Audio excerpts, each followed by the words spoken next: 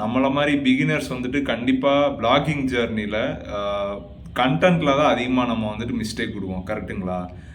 Low quality content தான் அதிகமாக எழுதுவோம். சம்டைம்ஸ் வந்துட்டு அவுட்லைனையும் நம்ம ChatGPT வச்சு தான் நம்ம வந்துட்டு முடிப்போம். அதே மாதிரி கண்டென்ட்டே அப்படி தான் பண்ணுவோம். ஸோ இந்த மிஸ்டேக்கை வந்துட்டு நம்ம திரும்பி திரும்பி பண்ணுறப்ப நம்ம வெப்சைட்டுக்கு எந்த டிராஃபிக்குமே வராது, நல்லாவும் ரேங்க் ஆகாது. இந்த ப்ராப்ளம் நான் ரொம்ப நாளாக ஃபேஸ் பண்ணிட்டு தான் இருந்தேன். ஓகே, இந்த ப்ராப்ளம் வந்துட்டு சால்வ் பண்ணணும், அதுக்கு நம்ம என்ன செய்யணும்னு அப்படி சொல்லிட்டு யோசிச்சுட்டு இருக்கப்ப மயில்ராஜ் சாரை வந்துட்டு நான் மீட் பண்ணேன். அவர் யாருன்னா ஒரு பிளாகர், ஆண்டர்பிரனர், பிளாகிங் வந்துட்டு ரொம்ப நாளாக பண்ணிகிட்ருக்காரு. ஸோ அவர்கிட்ட போய் கேட்குறப்ப இந்த மாதிரி நான் பண்ணுறேன், என்னோடய கண்டென்ட் வந்துட்டு இப்படி தான் நான் ஜென்ரேட் பண்ணிகிட்ருக்கேன் அப்படின்னு சொல்லிட்டு எல்லாமே சொன்னேன். டீட்டெயிலாக சொன்னதுக்கப்புறம், நீ பண்ணுறதெல்லாம் தப்புப்பா, இப்படிலாம் பண்ணவே கூடாது, நீ வந்துட்டு எல்லாமே பார்த்தா லோ குவாலிட்டி கண்டென்ட்டாக தான் இருக்குது, இது எப்படி உனக்கு ரிசல்ட் தரும்னு நினைக்கிற அப்படி சொல்லிட்டு சொன்னார்.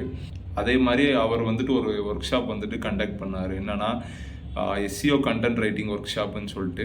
அதில் வந்துட்டு அவர் என்ன சொல்லி தந்தாருன்னா, எப்படி யூசர்ஸ்க்கு பிடிச்ச மாதிரி SEO ஆப்டிமைசராக ஸ்ட்ரக்சர்டாக எடுத்துகிட்டு போகணும் ஒரு கண்டென்ட்டை, எப்படி அவுட்லைனை வந்துட்டு நம்ம அந்த மாதிரி ஜென்ரேட் பண்ணணும், அதே மாதிரி முக்கியமாக நம்ம காம்படிட்டர்ஸை விட பெட்டராக எப்படி நம்மளால் கண்டென்ட் ஜென்ரேட் பண்ணலாம் அப்படி சொல்லிட்டு எல்லாமே டீட்டெயிலாக சொன்னார்.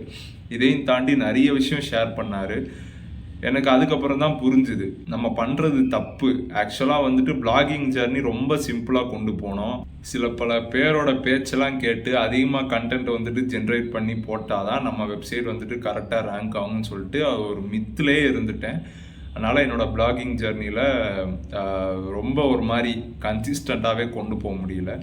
இந்த ஒர்க் ஷாப் அட்டன் பண்ணக்கப்புறம் தான் தெரிஞ்சுது, யூசர்ஸை மைண்டில் வச்சு நம்ம வந்துட்டு கண்டென்ட் வந்துட்டு எழுதணும்.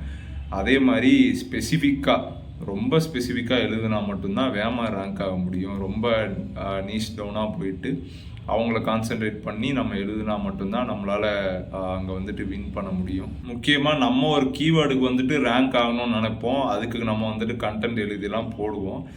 ஆல்ரெடி அந்த கீவேர்டுக்கு உங்களோட காம்படிட்டர்ஸ்லாம் ரேங்க் ஆகிட்டு தான் இருப்பாங்க. ஸோ அதெல்லாம் அனலைஸ் பண்ணி அவங்ககிட்ட என்ன இல்லை, நம்ம என்ன பண்ணலாம் அதை வச்சு அப்படி சொல்லிட்டு இந்த மாதிரி எப்படி நம்ம கண்டென்ட் ஜென்ரேட் பண்ணலான்னு சொல்லிட்டு டீட்டெயிலாக சொல்லி தந்தார்.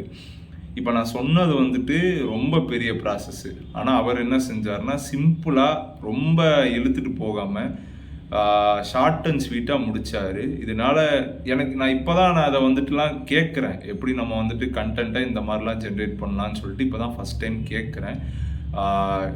பிளாகிங்கும் நான் இப்போ தான் பிகினர் தான் நானுமேவும். எனக்கு ரொம்ப புரிஞ்சுது. இந்த ஒர்க் ஷாப் அட்டன் பண்ணதுக்கு வந்துட்டு ஒர்த்துன்னு சொல்கிறேன். மயில்ராஜ் சாருக்கு வந்துட்டு ரொம்ப பெரிய தேங்க்ஸ் சொல்லணும். அந்த ஒர்க் ஷாப் மட்டும் நான் அட்டன் பண்ணாமல் இருந்திருந்தேன் அப்படின்னா கண்டிப்பாக எது மேட்ரு, கண்டென்ட்டு தானே. கண்டென்ட் நம்ம வந்துட்டு ஒழுங்காக நல்லா வெல் ரிசர்ச்சாக போடணும்னு சொல்லிட்டு அதில் தான் தெரிஞ்சுது. பிகினர்ஸ் பண்ணுற இதே மாதிரி பிகினர்ஸ் பண்ணுற மிஸ்டேக்கே இது தான். ஸோ ஒர்த்துங்க.